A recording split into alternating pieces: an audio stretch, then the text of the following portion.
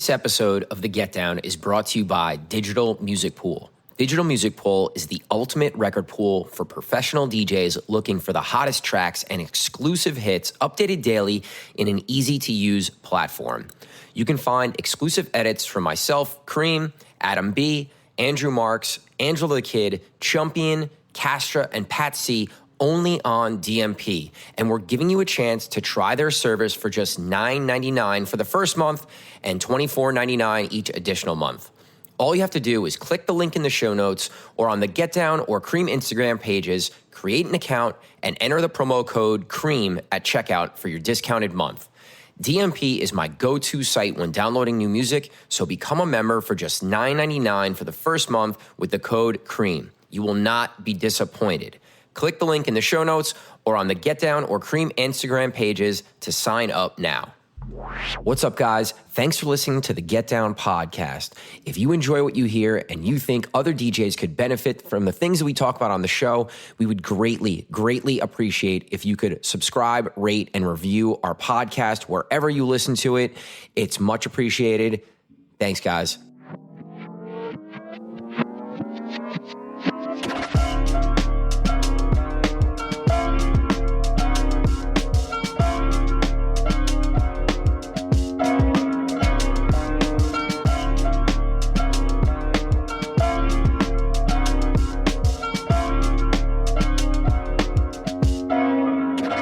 All right, what's up, guys? Welcome to the 110th episode of The Get Down presented by Digital Music Pool. My name is Cream. Gary W. here.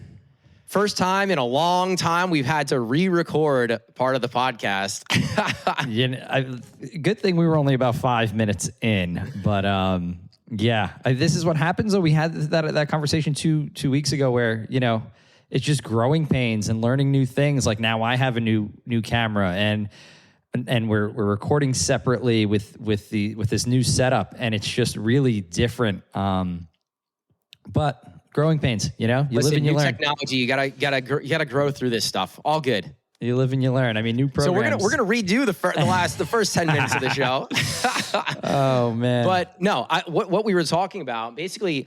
We had a really, really productive week last week, and I think it carried through into the weekend because I left my couple gigs saying this was the best weekend of DJing I've had in a really long time. And it was 2 local gigs. It wasn't travel. It was, two gigs around here. And right. The biggest difference for me this week was my preparation. And no matter if I'm 13, 14 years in the game or you're a brand new DJ, if you don't spend the time preparing for your sets individually, you're kind of setting yourself up for failure, 100%. One of our DJs, real quick, the preparation thing, he was, we're going to start booking a country spot. And one of our DJs texted us and he said, listen, I'm down to do the country thing. He's like, I'll just prep. He's like, I'll be fine. I'll just prep. And I was like, that's a pro. You know what I mean? Like, I'm not really too sure, but I can do the prep work. I could do the legwork to make myself successful. And that's a consummate professional. And as a young DJ, just don't be, listen, you're going to be nervous going into a gig, no matter what gig it is, but especially if it's something that you're not really used to, we're going to go back to what we were talking about before when we were recording. You're going to jump into something that you're not usually used to, but you just got to do the prep work. Yes, it's going to feel weird when you're doing it, but you know what? Once the gig is done and you've done it once, now you kind of have an idea of, okay, well, this is where I can get better. And this is where things could have changed maybe a little bit. And then that's how you become a better DJ. Now, you were in a room that, like I said before, was not an artist DJ Cream set. It's more of a room that your Friday gig, so I'm going to let you dig into that, is not the DJ Cream artist set. It's definitely it's more like DJ Cream local open format set. So dig into Friday a little bit for us. Yeah, so this is a room where it's not necessarily the best fit for me, and I've kind of gone back and forth on should I even continue booking this place. But I like it because it is a challenge. It takes me out of my comfort zone a bit, and one of our friends, Mark G, it's his party on Fridays. And, I like going and playing the party. I get to hang out with Mark. We go to dinner beforehand. Like, we get to do the whole thing. And I look forward to that because, we don't get to do a lot of that stuff because we're working every Friday and Saturday. So it's nice to be able to go do that, chop it up, talk shop, hang out, and then go over to the gig. And the last time I played this room, I knew I had a really bad set. So I didn't do a ton of prep work beforehand. I showed up and it was an SRT 1000 that didn't really work that well. And when I plugged in, I was having connection issues.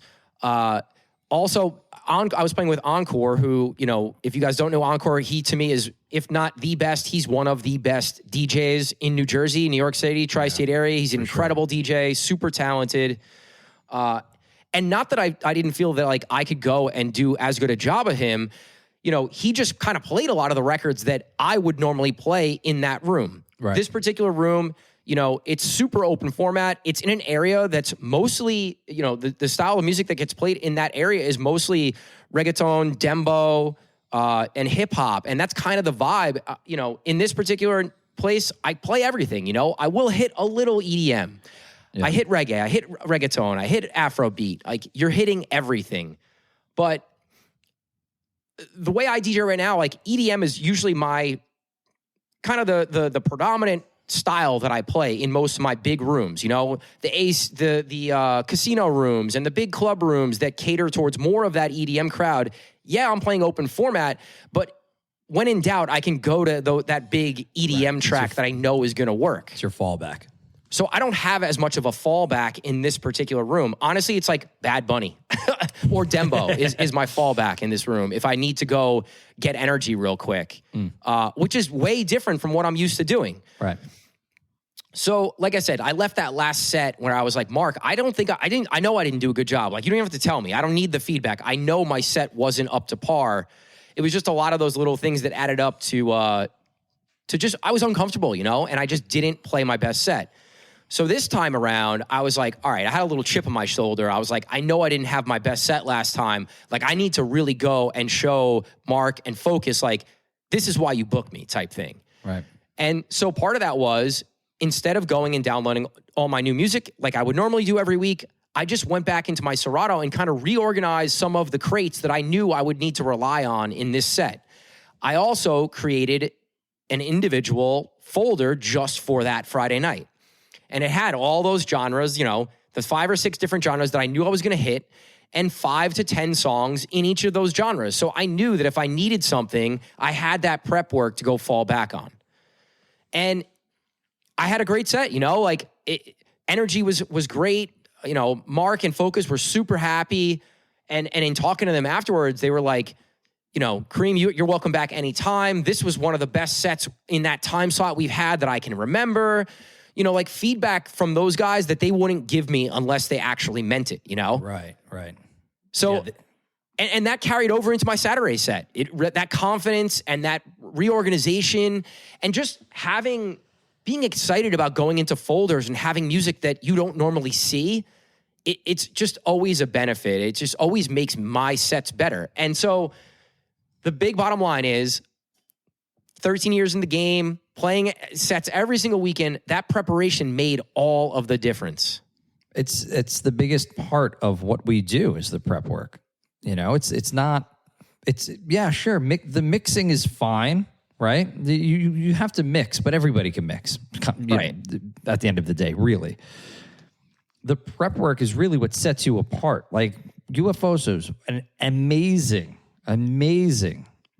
person that prepares before every set, no matter if he's DJ'd at this place 1,000 times or 2 times. He preps super hard. And it shows in his sets, because every time I go see him, there's new tracks in his Serato. There's new tracks in places where other tracks would have been in the past. And I know I had an issue where I think my last trip coming in, I wasn't prepared, right? And it took me about the whole weekend to play and to get familiar with the music that I was playing because I hadn't prepped properly. Whereas the time before that, in January that I came up, I remember specifically that I prepped really hard on the plane up the whole way. So it was like 3 hours of prep work prior to. So like, and I went in and I killed all my sets for that weekend. And, you know, I felt really comfortable. I feel like my first weekend this past time, I wasn't very comfortable because I didn't prep correctly. You know, and I understand, like, you and actually everybody, like a lot of people that are listening don't just DJ full time, right? Some people have day jobs, and you get consumed with family stuff, and you get consumed with girlfriend stuff or significant other stuff, and like stuff just gets in the way of that prep time. But I think we all need to make sure that we cut out time before the weekend to at least prep anywhere between an hour and 3 or 4 hours, right? Because it's such a huge part of our job.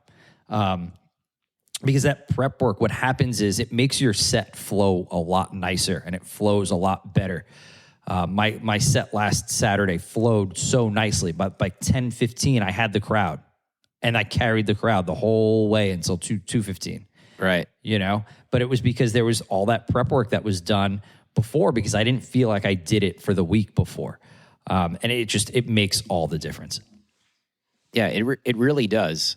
And this is something that helped make me successful when I was starting and when I was trying to grow, was the every single week preparation. And it wasn't just the preparation for my particular gigs coming up, but it was preparation for areas or styles of music that I didn't know very well, you know?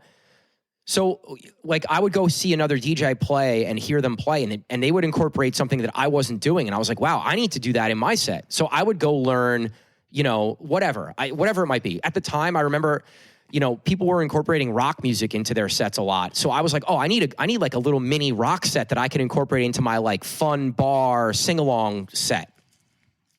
Or even just getting to know and learning all the newer Spanish music and the classics, Yeah. And just kind of refamiliarizing myself with stuff that I listened to when I was in high school, like the 2000s era reggaeton. Right. There's always a new skill or something that you can learn to improve as a DJ. There's always a genre of music that you could work on to improve your Serato and your crates and give you that extra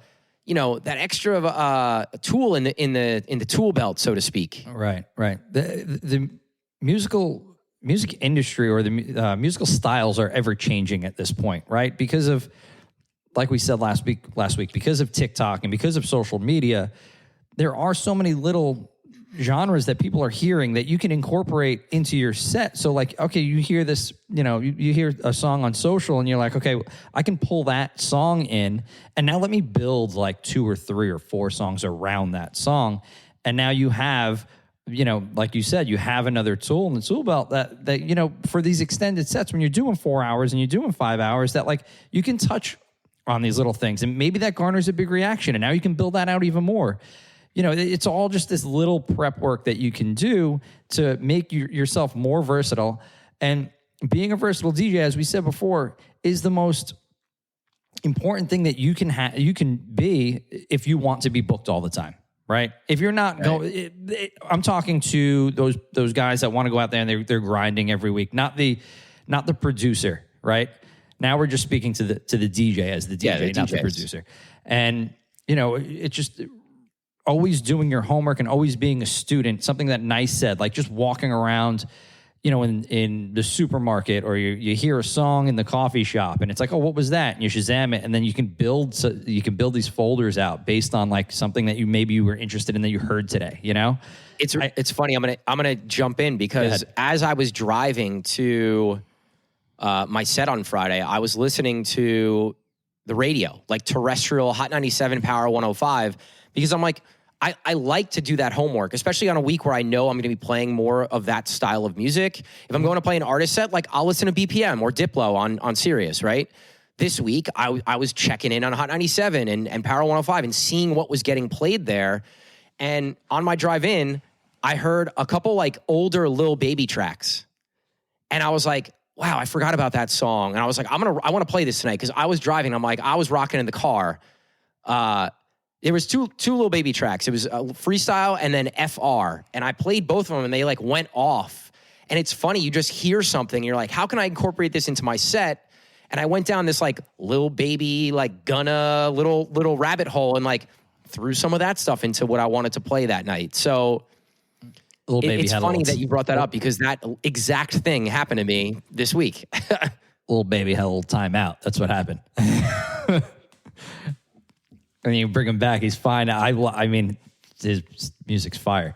But yeah, it's kind of funny how just doing that prep work and DJing with a chip on your shoulder because you felt like you didn't do too good last time, you know, and you're like, all right, well, I'm going to come back and I'm going to show the booker like that I could still rock this room no matter what. Even though I did have a shit set last time, I'm going to do a really good job this time. Yeah. Even in your residencies, like we all walk off and we know, I think some of us know when we didn't do a good job, you know, and you're like, well, I got to come back and do better next time. In our head, and like to us, not doing a good job is we know because we're used to certain energy and certain feedback. But like even an average DJ set from Gary W is still good, you know, it's still going to be good. And you just know based on your skills and previous sets that like, I just could have done better. I know I didn't have the room like I would normally type thing. Right. Yeah. Yeah. And you can usually pick out where those spots were. You know, you can go review your set. You know, the beauty of your Serato history, you can go back and look at every single song at what time you played it. And it's important when you have those offsets that maybe you didn't have it all, maybe the entire set wasn't off, but, you know, there were little pockets that could have been better. So you go back and you review, and then you say, okay, well, this is where the hole was. This is where I lost energy. Well, maybe I got to drop this track and that track, and I can put this other track in there and keep that in the back of your mind and take note as to where, you know, where you could fill those gaps to make it a better set. Because a lot of times, if you're a good DJ, you're not failing the whole time, right? There's just certain areas where you could be better. So it's important to go back and review. I know that if we get any negative feedback about a DJ that we book, we'll ask for the set list. Because sometimes it doesn't matter about, like I said, the mixing before. It matters about kind of your tracks and your track progression. And like if you're playing, you know, Reload at 10 o'clock, you know, and your start time was 10 o'clock, like you're probably not picking the correct tracks, right? Right. And it's like just reviewing your track list and being a student of the game is very, very important. Yeah, I'm just going to follow up and just say, yeah, use the history. Go look at, on Monday, go look at your sets. Go see. Because you'll know. You'll be like, oh, man, I kind of went off the rails here. Oh, I played way too much EDM. I played it for like 40 minutes. It should have only been 25 minutes. It's good to just do that quick recap. Or maybe you got too drunk and you're like, oh, shit, what did I do at the end of the night? I probably shouldn't have done that type thing. You know, but like that's really good to know so that the next time you go and play that place, you can fix it, you know? It's funny because like I used to do this when I had my residency at Sona 13, like where like I knew that like the bartender gave me a couple too many by the end of the night. And I went back and I'm like, oh man, I played, you know, this track twice. You know, I played it feel like once. You're notorious for the replay when you get drunk. When I get too drunk, for sure. The funny part of it is it usually just works the second time anyway.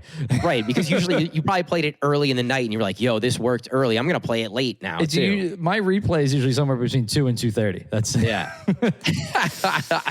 that's when you know.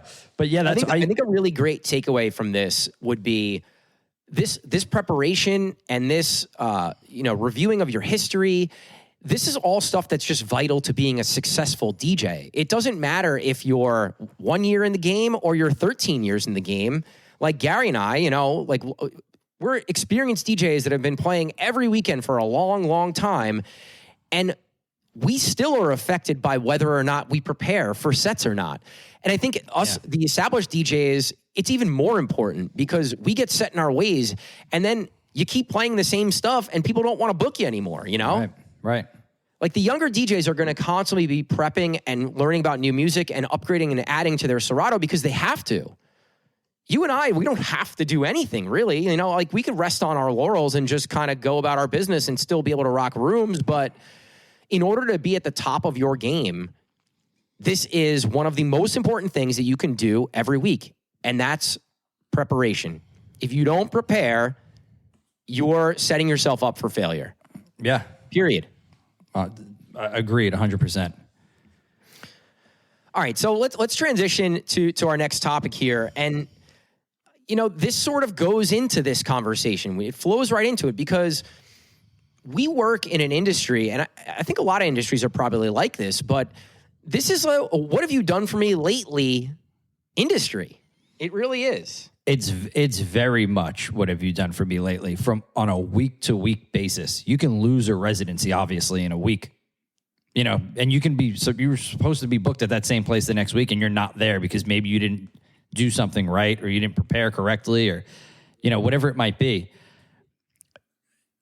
That's a very short term way to look at it. Long-term way to look at it is how are you building your relationships with your booker, with your manager and all that? And what are those intangibles that you are doing to give yourself the edge in order to be top of mind when gigs pop up, like when those extra gigs pop up, when those big weekends roll around like you guys are about to have up north for Leprechaun and Hoboken, like those 10 a.m. sets that you might want that are going to be crazy good, you want to be the first DJ thought of, right? So what are you doing in order to be top of mind? You know, are you taking a month off? You know, if you're taking a month off, guess what's happening? Like there are guys grinding weekly that are going to be top of mind. You know, it's unfortunate because sometimes sometimes you need a break, right? You and I know that more than anybody. You know, yeah, for sure. That you just need a break sometimes, but you still need to do those intangibles that are going to keep you top of mind. It's hard, right? It's hard because I know the feeling where it's like I'm burnt out, I'm hurt. You know, I broke an elbow a couple of years ago. I remember that. Where it's like I just can't. I broke my elbow and I couldn't stream, right? At that time, we were in the pandemic and it was like, all right, you got to stream or to kind of stay relevant. And like, I couldn't do that. So how did I stay relevant? I was jumping in all those people's streams just to be I was subbing and I was sending, I don't even remember what the hell we were doing. Right. But I was staying active in those people's streams and in conversations online and jumping on podcasts because I couldn't DJ because my elbow was broken and I was in a cast, right? Yeah. So like, I think even if you need to take some time off, a great way to stay in people's minds would just be to do some of that other stuff, right? Like, I guess it's hard if you're sick or you're injured to like go out, right? But just try and stay in the mind of the people who are booking in some way. I mean, the simple thing you could do is just, you know, like, comment, and follow like the people that you need or want to be working with, right? Yeah. And just stay relevant on people's social media. That's the easiest thing you can do, right? And it's like, okay, well, this guy's interested. Like, he's liked and commented on every post that I've had, or like hit me on DM and said X, Y, and Z. You know, it's like that's the easiest thing. You don't have to go anywhere to do that stuff, right? And then that's back to basics. That's how a lot of new DJs start working with us. They're persistent. They hit us up and they're commenting, and I see their name all over the place. You know, right? And then you muster up the energy when you can. You know, if you're sick or you're hurt or whatever it might be, like even if it's just once a week. If you're not DJing, you're taking a break from DJing once a week. Just go pop into somebody's gig, just one, and you only have to do it for an hour. Right? And maybe build it around like, all right, I'm going out to eat on Friday night. Kareem's DJing at Birch. Let me go eat at Fat Taco, or let me go eat down the block, and I could pop in for an hour. I don't want to do it, but I do want to DJ again in the near future. This is a good way to do that. Yeah. You know, you just kind of have to plan in advance a little bit, and just kind of like, if you know that you want to continue to work with somebody, you do have to muster up that energy to go and be relevant in their mind in some way. Yeah. Like we said, like, bookers have a recency bias. I think it's human nature, honestly, because we do it all the time, right? Where it's someone's popped out or someone's done us a favor or someone's shown love on something. And you and I are like, oh, we should use this person. Like, they were just at whatever. Like, that stuff just matters, you know? And if you're staying in the mind of the booker in some way without being like annoying or overwhelming or, you know, seem like you're really trying too hard, because they can all understand, they know. I still feel weird texting people to ask for bookings, you know? Like, I still feel weird. And there's a way to like kind of toe that line of staying relevant and staying in that person's mind and being annoying. It's not only the booker, though. And another highlight that I want to make, it could be the management, it could be the bartenders. They all have recency bias. Yeah.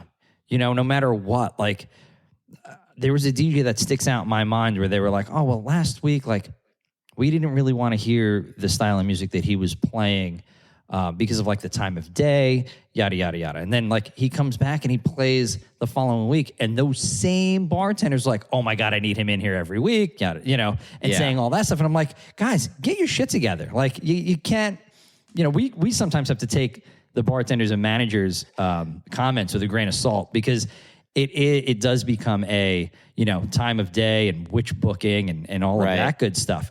But we can't be so reactionary. We could take it into consideration, but not base our decisions on some of that stuff. But they're also the, I don't want to say victim of, but they also are a victim of recency bias, right? Maybe that DJ made them a lot of money, last week, and that's why they were the greatest DJ they've ever heard. Right. And then like they're all of a sudden trying to replace the resident, and it's like, guys, calm down. We're not replacing the resident because, this DJ made you a bunch of money. Just so happened that maybe it was packed that night, there's just good energy in the room. But like, we're all a victim of this recency bias, and it's just taking a step back and then understanding that you are actually, okay, well, maybe we're just booking this guy because like he popped out a bunch, not because that's the greatest fit, Yeah. And the same thing goes through when we're dealing with her. And if you're a booker listening to this and you're dealing with like a management that's making comments that are along the same lines.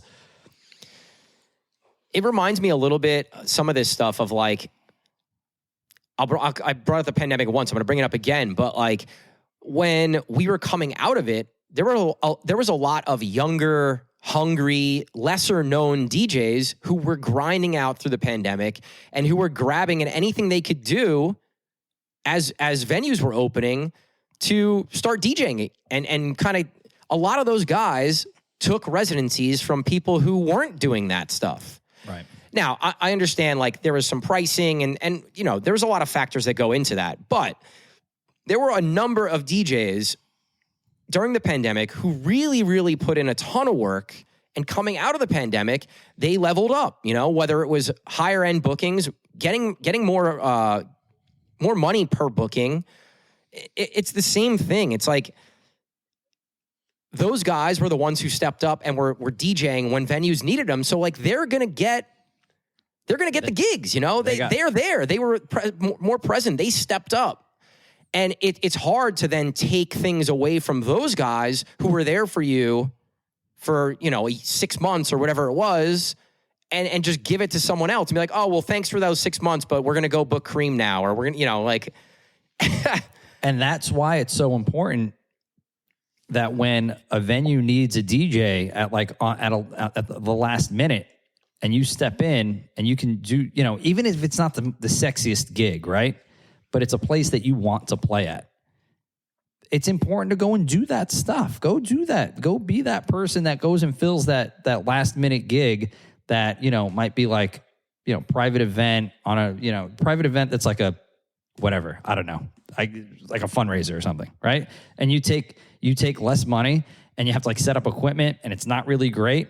Well, and then the management hears you and you do a good job and they remember that you helped them out. And guess who's going to be called for next Friday's gig that opened up, A lot of these bigger DJs and now artists and stuff, in listening to their stories, there's always one of these situations where someone was sick. Yanni was talking about it. He was like, yeah, someone was sick and I was the opener and I took the headline spot and I crushed it and they made me a resident. That's just kind of how it goes, right? You got to pay your dues. And then when you get an opportunity, you go and crush it. I mean, it reminds me of one of our guys that came out every weekend and played for free every weekend for an hour. And now he plays that room on Saturday nights, their biggest night of the week. So like it just doing those little things and being in the minds of the people that are making the decisions in that spot.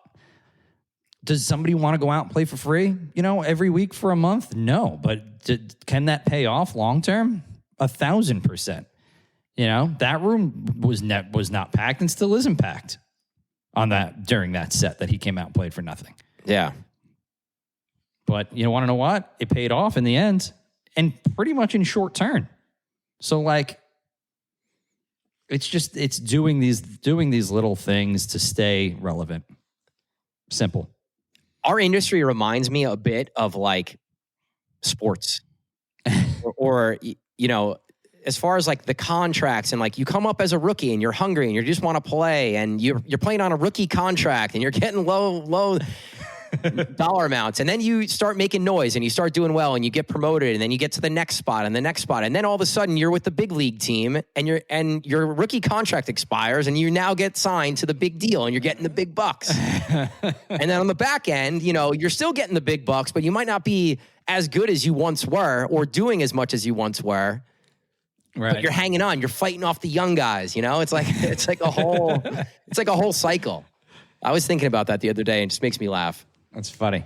I just watched the Linsanity documentary, and that's exactly what that reminds me of. Like, just like, you know, just filled in a spot and did well, and then, you know, just got a nice contract and just grinded out the rest of his career. Like, yeah, what a great story. But yeah, you're right. It's quite similar. So I think in talking about, you know, you and I are talking about venues without naming venues, but we know exactly what we're talking about. And there's certain places that we book right now where there's not one set format that needs to get played. We've been seeing DJs go in there and kind of play to the room / to their style of what they want to be as DJs or producers. And it's been successful. There's certain rooms where, you know, one DJ will be there on a Friday and then I'll go play on a Saturday, and it's completely a different style, yet equally as successful. And the venue's just as happy, and they've made money, and it's busy, and the customers are happy. And I think that's really refreshing, because for as long as I can remember, unless there was a venue that was like, we do hip hop on Friday and we do house on Saturday, it's never really been that, you know? I think there is... I think maybe, correct me if I'm wrong, but I think maybe a part of this could be that, like, a lot of the vocals that we play are the same across the board as DJs, right? We know what vocals are going to work in a room, but you might play a bass house version of it, and Cheesy might play a disco house version of it. Yeah. And I might play a big room EDM version of it, but it all works as long as you're setting it up correctly, right? Right. I think that and a big shout to all of the Get Down DJ Group guys, I think we place good DJs in rooms that know how to manipulate the space within what their sound is, right? And I think, like I said, like your set's going to be different but the same because of those. Like, we're going to utilize the same tracks vocal wise, because in our market that's what sells, right? We can't just walk in and play like a house set or a straight tech house set where there's no words. Right? We have to go in and play some pop vocals.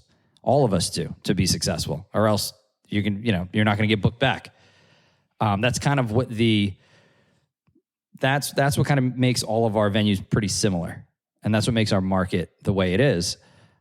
So I think as long as you're setting your tracks up correctly and you have a good flow of your night, like I said before, you can kind of play your own style as long as people are familiar with some aspects of the song that you're playing. Yeah. And as we think about the music, we've talked about this in the past, but because it's hard to dig and like break records, so to speak, as a DJ, we're all using more of the same vocals. Like you said, we have to go and find these other versions, right? New edits, SoundCloud only edits. Some of the biggest reactions for songs that I've gotten is when I've gone on SoundCloud and I've been looking for one specific song, but finding a version that's not on the record pools. Right. And like people will come up to me like, yo, what was that? I'm like, I just SoundCloud. Like, I just found it. It's some dude I never heard of, and it's just really dope. Yeah. And that's how we've been able to now individualize or set ourselves apart in some way, is curating our own sound, using the same vocals everyone else is using, but in our own ways. And that's just how it is with Spotify and TikTok and just, you know, every song at your fingertips. That's the only way to not play the same thing all the time. It's a testament to I think the versatility is also, how do I put this? You having the ability to be versatile has, I think like Spotify and everybody being able to listen to a lot of different genres and then being used to hearing those genres, it enables you to be a little more versatile, if that makes sense. It's just, I think just like we always say, the way people consume music now is just way different, and we can get away with a little more. Because like everybody knows house music of in some way, right? Where like 10 years ago, not everybody, it was like, I hate house music. And like, it was like this broad, you can't just say, and like you and I both knew, like you can't just say I hate house music. There's trance, there's tech, there's house, there's people all were different calling types. it, the people who didn't understand the music used to call it techno. Techno, right? Yeah. I don't like that techno. I think now that like people are just that had become mainstream here in the States, it broadened so many perspectives, and you're allowed to play so many more different things. And then just having all those different genres at your fingertips is just so beneficial to us DJs. It's great. It is a testament to our DJs really doing a great job and making their sets their own and figuring out a way to be successful no matter what the style is. And it's also just refreshing as a DJ that some of these venues are giving us the freedom to kind of make it our own, And that's the thing that is the most exciting to me. Coming from an era of people running up to me saying, you can't play this, or you have to play this right now, to now getting to a point where it's like, no one says shit to me ever. Rarely. Except the places that I don't play normally. But any of the places that I play normally, like no one's coming up to me and saying, Cream, I need you to do this. Right. Because number one, I know the rooms enough to know what to get in and out of and what to hit and when to hit it. But I think I have, and some of our DJs have earned that right because we've been in these rooms and doing a really good job that the venues trust us, They trust us to make the best decision for the venue and for making money for the business.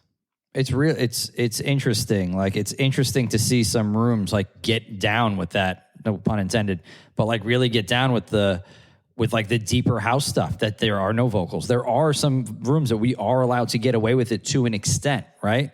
There are some rooms that we can get pretty ratchet. We can play, some really good hip hop stuff, like some backwall hip hop stuff. That like in the past that wasn't a thing. Like we have now grown huge trust with every venue that we have, that you can get away with certain things to see if it works, right? And if it's working, then you can keep pushing the boundaries a little bit. Yeah. And until you hit the point where it's like, okay, well, that's enough. But it's nice to grow that trust. And even when it's like a newer guy in there, a new guy, and he gets to like play a little bit of his sound, but he knows to back out of it and go play the stuff that works also. Like that's also great. I'm jealous, and we talked about this not long ago, but I'm jealous of those young guys that are like naive, and they're like, well, I just like this style, so like I'm gonna play it and see what happens. Yeah. Like I don't feel like I have that anymore. There is not that naivete where it's like, oh, like I'm gonna test stuff out. It's like, well, I know that's not in my head. I'm like, I know that's not gonna work, but the next guy can come in and play, and it works for him. I'm jealous of that. Like I used to love that part of it. That like zero fuck attitude. Yeah, dude. Like I only get that like, if I've had a long day and I've had a couple, I stop giving a fuck, But like it's like I still think about it. It's always in the back of my head. Like, this doesn't work here? There's always that stigma that you have personally that, oh, this doesn't work here, but the next guy can come in and play and it works perfectly fine. I guess that's what makes everybody's style so different. There's definitely pros and cons of like working with a group like us, right? I think one of the biggest pros is a venue that doesn't have that worry of a DJ coming in and absolutely being terrible and like ruining the night. We're never going to send somebody that's going to ruin the night ever, Right. Sure, some guys are going to have better sets than others, and that's just part of the week to week, right? But I think when you work with us, you have that trust of, all right, Cream and Gary are going to send somebody that's going to do at least a good enough job for us to have a decent night. And because of that, they're more hands-off, right? And they're not telling the DJs, well, we need you to do this or need you to do that. A lot of times they'll say to you and I, either afterwards or during, like, hey, can you let the guy know maybe to do this or less of this or more of that? And I think that's a good thing because it doesn't mess with the DJ necessarily. The DJ's still doing what they're doing. They're not getting this like thought process of, oh man, they don't like me, I'm not doing a good job.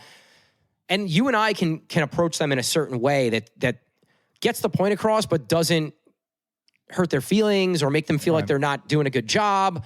A lot of times the venues, like, they'll make you feel like shit sometimes, at least in my history.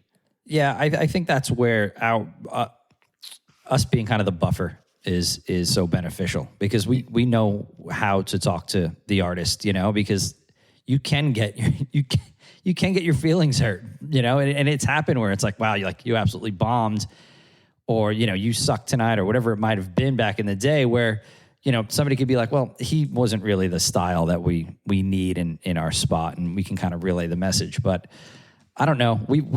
I think we've done a good job at placing really good talent in the places that they need, and that's where that freedom comes in. One other thing I want to talk about, we didn't talk about this before we started shooting, but we've kind of brought up like the drunk end of the night. If I had too many. I've been really, really trying to like cut the drinking for a number of reasons. I think number one, it's just making me so less productive. Like the next day, or even to a point where if I had a rough weekend, like I'm hurting through Monday, and it's like a waste of a Monday type thing. Yeah. And with what we're doing and the different businesses that we're working on, it's like I can't afford to have those nothing days, I agree. I have found, so in my non-birthday weekend, which was the second weekend I was in Jersey, I didn't drink that much. Like I had a few, maybe like 3 or 4 drinks during my set, which is really not much. And there was just so much more clarity in knowing when to jump around, having that gut feeling, and knowing like, okay, well, I need to go this way, I need to go that way. Oh, I got to go to that folder. I know exactly what track, where it is in that folder, where as if like you have a couple and you have like a little buzz on, like that's not as clear. That's not always as clear for me, at least. I know that much. Like, it's like, oh man, like I'm going to go to this folder and now I got to go look for this song, or like, what song was that I kind of have an idea, but what song is that I'm looking for? That happens to me a lot. Like, especially later, like 1:30 rolls around. And if I've had a few drinks during my set, it's like, shit, like things are just not as clear. Whereas like last weekend, my Saturday set was so stinking good, and it was because like I felt all right. I mean, on top of the getting drugged part of it, or what I thought was, but I had a really clear understanding of where I needed to go, not only in my set, but within my Serato itself. So yeah, it definitely helps. We definitely feel like we use it as a crutch, right? It's like, all right, everyone else is drinking. Like, I need to get a little drunk to like feel good, to be able to kind of be on their level. And like, right. I thought that way as well until I've really until I took some time off from drinking, right? Like I had a couple months where I just didn't drink, or now even where I'm trying to cap myself, right? Where like a 2 to 3 drink maximum any night that I work. Yeah. If I drink at all. And I've been finding that I've been just as successful as far as how my sets have been going. But where I really find the biggest difference is the flow of my nights is always better, because I'm more clear-headed, and because I'm not just thinking about like, what's the next song I'm going to play? I'm thinking about like, well, after I get through this 4 or 5 genre flow, where am I going to, and how am I getting there? And then where am I going to go after that? And what's going to be my big record, whatever the biggest record of the night is, like whatever genre that room calls for, and like what time do I want to play that? And kind of almost setting up my night around where my like ultimate peak 3 or 4 songs is going to be. It's way easier to do that when I'm not drinking, And another thing is just, I don't do shots anymore. Like, I refuse them. And if someone's like really serious about it, I'll take it and like throw it away or give it to someone. That's a huge thing. That's another one. But think about all of those variables that you just said, that if your mind is clouded, how could you navigate all of that? You can't. Like, that's way too many different things. You said like 8 different things there that like, you're thinking songs ahead, you're thinking genres ahead, you're thinking biggest record, you're thinking how I'm going to slow my night down, you're thinking all of this different stuff. It's like, you can't do that if you're half drunk. Right, like we have a bottle parade coming out at this time, and we need this song to play at that time. And how do you get in and out of that? And where do you go afterwards? It's like, forget it. It's just so many different things. Who's giving, like, especially when you're doing things like a bottle parade, or you're doing a show where like somebody's giving you USB and now you got to navigate the USB and DJing a room and handling the room. It's like, if you're not clear-headed, this stuff becomes a task, man. It becomes very difficult. So yeah, I mean, I think that is a good tip, especially for like, this doesn't get easier as you get older, right? The drinking and DJing does not get easier as you get older. Yeah. Like you need all that brain capacity in order to be effective, honestly, and especially at a high level. Not just the brain capacity, but just also like the overall health factor. We've been in this a long time. And before I was in this, I was going out as a customer partying. So it's like, you can't party forever, like you just can't. And for your health and for your wellness and mind state, it's just been really, it's something that I'm just going to continue to work on. And I not that I ever thought that I had a drinking problem or anything like that, but I just think, I know for me and how I feel when I don't drink compared to how I feel when I do drink it's night and day. And right. I want to feel how I feel when I don't drink, Right. Yeah. And that's really the main factor for me. But the other thing too is like, if you're drinking so much in the bars and stuff, like managers most times aren't, or a lot of times aren't. So like, they'll know if you're fucked up or not. And you don't want to be the DJ that gets too fucked up all the time. They know for sure. We know that they know. And not only that, certain venues are going to ring whatever you order. So they'll know how much money you ordered at the bar, whether it was for you or for you and friends. Like, guys, that's a big one. I don't know if everybody knows this, but like we personally have venues that will ring exactly what you drank that night. And they'll come to us and say, this DJ drank $150 worth of liquor. Why? Yeah. And then it's like, I don't know. I can't vouch for him. Like, that's terrible. Right. Like, you shouldn't be drinking that much. So be aware that like the management knows, the ownership knows, and like you're not going to be asked back if you're ringing $150, $200 bar tab on shots and drinks. It's insane. Like when you think about the number, the sheer number, like the amount of money that it costs you're costing the bar a lot of money on top of think what you're about getting paid. In a bigger nightclub, right?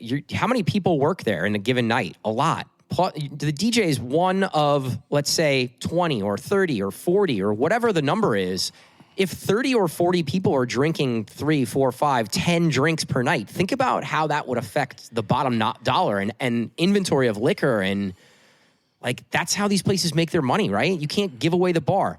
How many places have we worked with that used to give away the bar don't exist anymore? A whole lot. All of them. Yeah. Most of the time, that's like the biggest thing to know whether a place is successful or not, is if the bartenders give away the bar. Yeah. Yeah, it will close a place down quick. I can think of a couple places we work with right now that are probably teetering on not doing so well. Right. It's a fine line. So yeah, I mean, guys, as DJs, just be aware.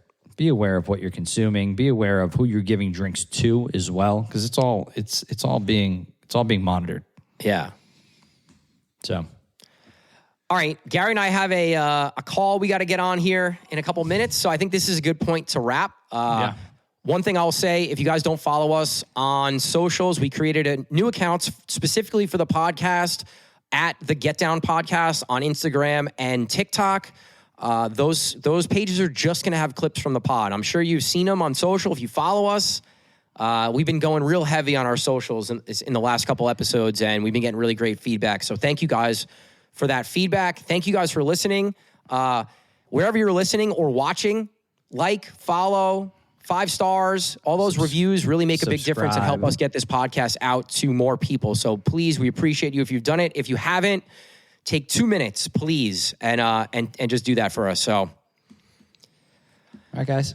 All right, guys. Thanks for listening to this episode of The Get Down. Peace. Peace, guys.